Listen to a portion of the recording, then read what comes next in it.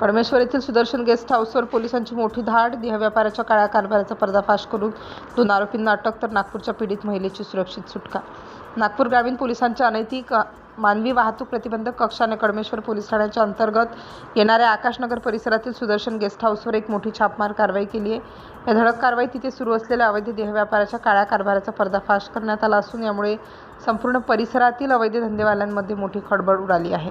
पोलिसांनी या प्रकरणी सापळा रचून 2 मुख्य आरोपींना रंगेहात अटक केली आहे, तर नागपूरवरून आणलेल्या एक पीडित महिलेची त्यांच्या तावडीतून सुरक्षित सुटका करण्यात पोलिसांना यश आले आहे.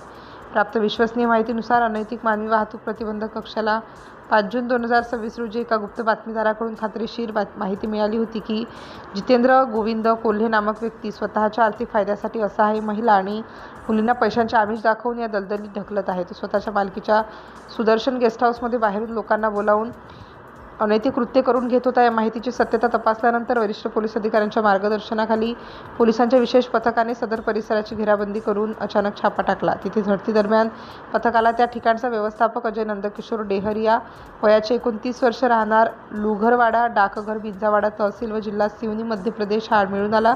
पोलिसांनी केलेल्या सखोल चौकशीत असे स्पष्ट झाले की अवैध व्यवसायाचा मुख्य सूत्रधार आणि त्या जागेचा मूळ मालक जितेंद्र गोविंद कोल्हे वयाचे 37 वर्ष, राहणार आकाशनगर, कडमेश्वर हा आहे.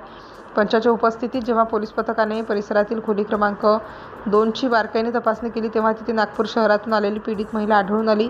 देह व्यापाराच्या या जाळ्यात फसलेल्या पीडितेने पोलिसांना आपली आपबीती सांगताना सांगितले की आरोपींनी तिच्या मजबुरीचा फायदा घेऊन पैशांचे आमिष दाखवले आणि देह व्यापार करण्यास भाग पाडले. पोलिसांनी घटनास्थळावरून गुन्ह्यात वापरलेले 2 आधुनिक भ्रमणध्वनी, 1500 रुपये रोख आणि इतर साहित्य असा एकूण 14,700 रुपये मूल्याचा मुद्देमाल जप्त केला.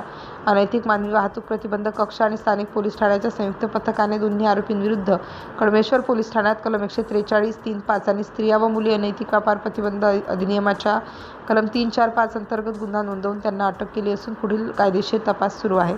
सिटी इंडिया न्यूजसाठी प्रतिनिधी चंदू मडावी.